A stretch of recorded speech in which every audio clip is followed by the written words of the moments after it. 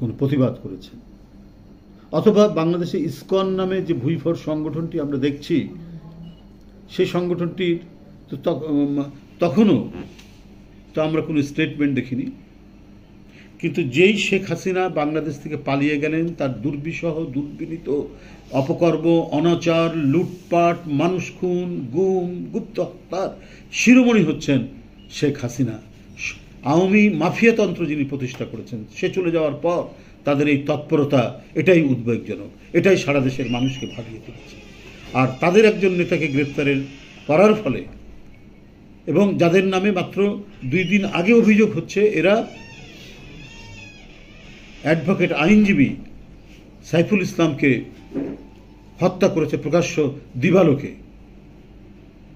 তো সেই সংগঠনের একজন নেতাকে গ্রেপ্তার করার জন্য পার্শ্ববর্তী দেশের পররাষ্ট্র দপ্তর এই ধরনের বিবৃতি দিচ্ছেন তাদের মুক্তির জন্য। বাংলাদেশের স্বাধীনতা কি আছে? বাংলাদেশের সার্বভৌমত্ব কি আছে? এই ধরনের ঔদ্ধত্যপূর্ণ বিবৃতিতে প্রমাণিত হয় যে তারা বিশেষ কোনো মহলকে মদদ দিচ্ছেন, এবং বাংলাদেশে বিপ্লবের মধ্যে দিয়ে যে পরিবর্তন সূচিত হয়েছে, এই পরিবর্তনকে তারা কোনোভাবেই মেনে নিতে পারছেন না। যে ব্যক্তির জন্য তারা মুক্তি দাবি করছেন, সেই ব্যক্তিটি বাংলাদেশের নাগরিক। তার জন্য যদি বাইরের কোনো দেশ মুক্তি দাবি করে, তাহলে নিশ্চয়ই বুঝতে হবে সেই ব্যক্তিটি দেশের স্বার্থের বিপক্ষে কাজ করছে। কক্সবাজারের একজন ওসি, তিনি হিন্দু ধর্ম সম্প্রদায়ের লোক, তিনি একজন মেজরকে গুলি করে হত্যা করেছিলেন, আপনাদের নিশ্চয়ই মনে আছে। তার বিষয়েও আমরা দেখেছি, যখন তাকে গ্রেপ্তার করা হয়েছে, বিচারের কথা বলা হয়েছে, তখনও দেখেছি বাংলাদেশের এমবেসি থেকে এ ব্যাপারে বারবার খোঁজ খবর নিচ্ছে যে সে কি অবস্থায় আছে। তাহলে এখানে কি ভারত সেই অশ্বমেধ যজ্ঞের মতো কিছু মানুষকে যাগযজ্ঞ করে ছেড়ে দিয়েছেন, যারা ঢুকে পড়বে, হেঁটে যাবে, অন্যায় করলেও তাদেরকে কিছু বলা যাবে না, বললে পরেই মনে হবে যে তারা ভারতের আগের সেই প্রাচীন আমলের শক্তিশালী রাজ্যের বিরুদ্ধে রাজ্যকে মান্য করতে চান না, সুতরাং তখন সেই দেশ তারা আক্রমণ করেন। এটাই ছিল অশ্বমেধ যজ্ঞ। এখন কি ওই রকম ভাবেই কাউকে কাউকে ছেড়ে দিয়েছেন? এটিও আজকে মানুষের মনে বড় প্রশ্ন দেখা দিয়েছে।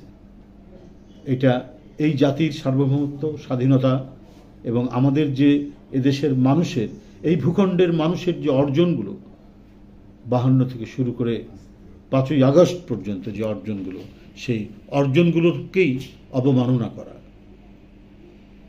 এটা আমরা কখনোই এদেশের মানুষ, এদেশের জনগোষ্ঠী কখনোই সেটিকে মেনে নিতে পারে না। তাদের এহেন আচরণ অত্যন্ত দুর্ভাগ্যজনক। কি করে বাংলাদেশের ভেতরে একটি ধর্মীয় সংগঠন, এখানে তো অনেক ধর্মীয় সংগঠন হিন্দু ধর্মের ছিল, যুগ যুগ ধরে আছে, তাদের ধর্মসভাগুলোতে আমরাও গেছি, আমাদেরকেও তারা অনেক সময় দাওয়াত করেছে, গিয়ে আমরা সেখানে বক্তব্য রেখেছি, কথা বলেছি, তাদের ধর্মের যে মহান দিকগুলো সেগুলো আমরা তুলে ধরেছি। তাহলে এই ইসকনটি কি? কেনই তাদেরকে তাদের কোনো ব্যক্তি গ্রেপ্তার হলে সারা বাংলাদেশের নাগরিক, কেউ অন্যায় করতে পারে, কেউ অপরাধ করতে পারে, তাকে দেশের প্রচলিত আইন অনুযায়ী সে আইনি প্রক্রিয়ার মধ্যে সে পড়তে পারে, সেটা বাংলাদেশের নিজস্ব ব্যাপার।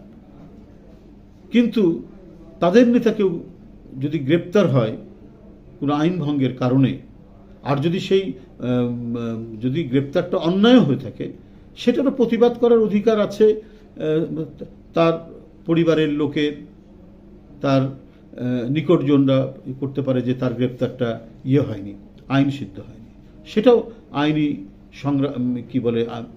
আইনি প্রক্রিয়ার মাধ্যমে তার জামিনের করতে পারে, তার আইনি প্রক্রিয়ার মাধ্যমে তাকে মুক্তি হতে পারে, মুক্তি দিতে পারে। কিন্তু দেশের বাইরে থেকে তার মুক্তির দাবি করা, তার মানে চিন্ময় দেশের স্বার্থের পক্ষে কাজ করেনি। এটা আবারও প্রমাণিত হয়েছে। আমরা বারবার যে সমস্ত বিষয়ে পার্শ্ববর্তী দেশের যে সমস্ত বিষয়ে আমরা সমালোচনা করতাম, তাদের যে অন্যায়ের যে প্রতিবাদ করতাম, ওটা যে খুবই ন্যায়সঙ্গত, এই ঘটনার মধ্যে দিয়ে সেটি প্রমাণিত হয়। আপনি জানেন যে রামপাল বিদ্যুৎ কেন্দ্রের বিষয়ে আমরা প্রতিবাদ করেছি যে এইটা কয়লা পুড়িয়ে এই প্রজেক্টটা হলে পরে, এই বিদ্যুৎ উৎপাদন কেন্দ্র হলে পরে আমাদের যে অক্সিজেন গ্রহণের যে প্রধান জায়গা সুন্দরবন, সেটা ক্ষতিগ্রস্ত হবে। এখন পরিবেশবাদীরা বলছেন, তখনও বলেছেন পরিবেশবাদীরা এই কথাই বলেছেন।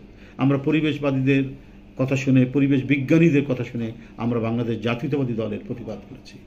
এখন তারা 2016 সাল থেকে এই তাপ বিদ্যুৎ কেন্দ্র উৎপাদনের কাজ শুরু করে 2022 সালে সেখানে উৎপাদনের উপযোগী কেন্দ্রটি হয়ে যায়। কিন্তু আমাদের যে আশঙ্কা, সেটি নতুন করে প্রমাণিত হয়েছে যে এই কয়লা পুড়িয়ে তার ছাই ওখানকার নদী নালাকে করছে, দূষিত করছে, এবং সুন্দরবনের যে গাছগাছালি, পাখি বৈচিত্র্য, সেগুলোকে বিনষ্ট করছে। অর্থাৎ শুধুমাত্র পার্শ্ববর্তী দেশকে সন্তুষ্ট করার জন্য, তাদের ব্যবসায়ীকে খুশি করার জন্য শেখ হাসিনা এই কয়লা পুড়িয়ে বিদ্যুৎ কেন্দ্র উৎপাদনে রাজি হয়েছিলেন। বাংলাদেশের স্বার্থে, বাংলাদেশের পরিবেশ, বাংলাদেশের বৃক্ষ